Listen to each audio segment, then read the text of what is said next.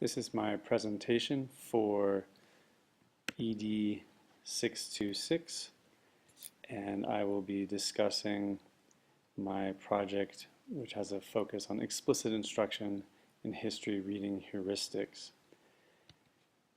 I was inspired this summer while reading the book Historical Thinking and Other Unnatural Acts by Sam Weinberg to begin looking more into or more in depth into how students make meaning in history while reading, especially reading sources, primary sources.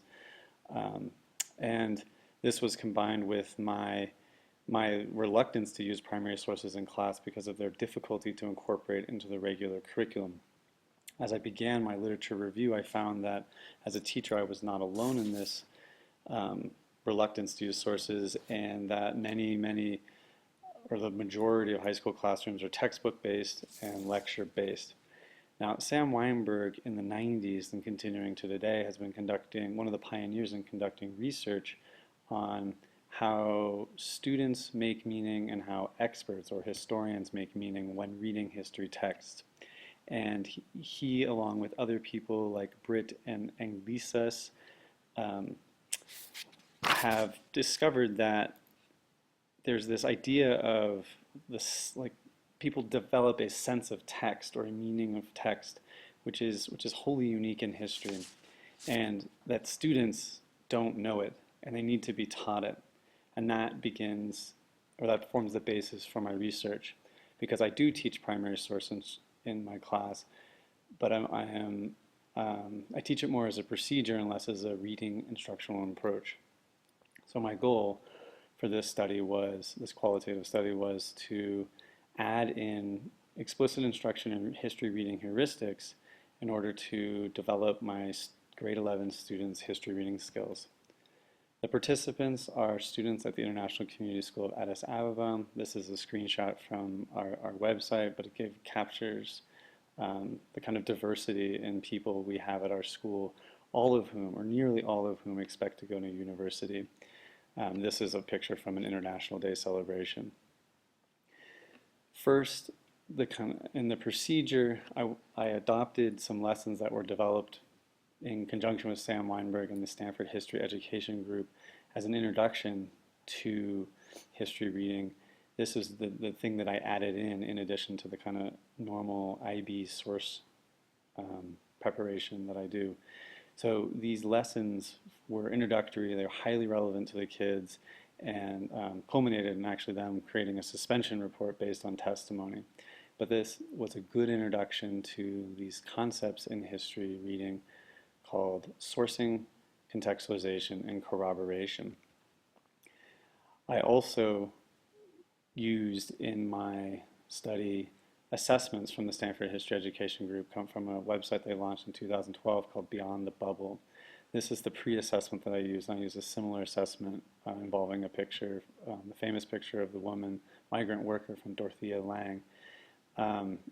And these assessments require students to source or find the context of the image or corroborate information in the image from outside information.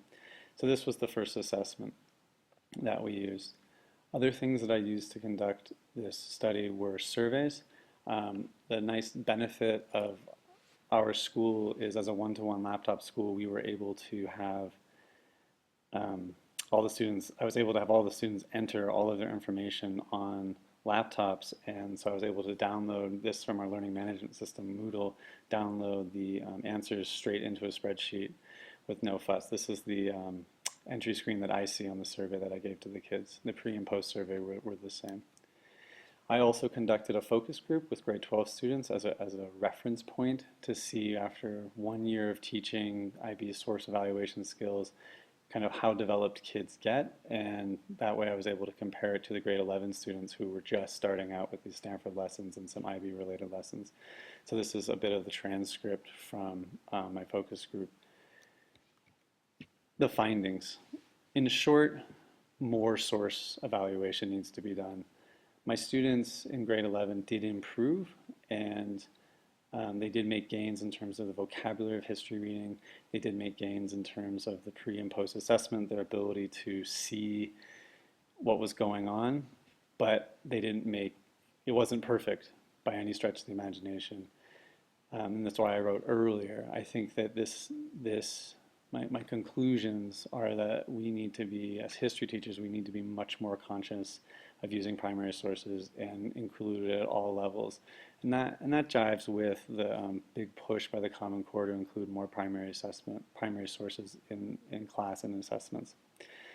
So the study worked. The addition of the sources and the lessons and the pre and post assessment did raise the kids' awareness, but they need far more. The task that I was attempting to have them learn is very complex. And while my 12th graders, I learned from my 12th graders in the focus group that they do have a pretty sophisticated procedure and they do well on the exams, they don't necessarily translate that into everyday practice. And in fact, during the focus group, we got on where I exposed that I had given them a source and they didn't even know what it was. I provided them with source information and none of the students questioned me. And that is something that ideally moving forward, if more students are exposed to sources more often earlier and have a real developed set of heuristics, they will be able to, or they wouldn't let me as the teacher get away with that kind of lazy photocopying in that case, but that they would challenge the sources they're given and they would always want to know. And these kinds of thinkings are exactly the kind of thinkings that we would like to see in a democracy. Thank you very much.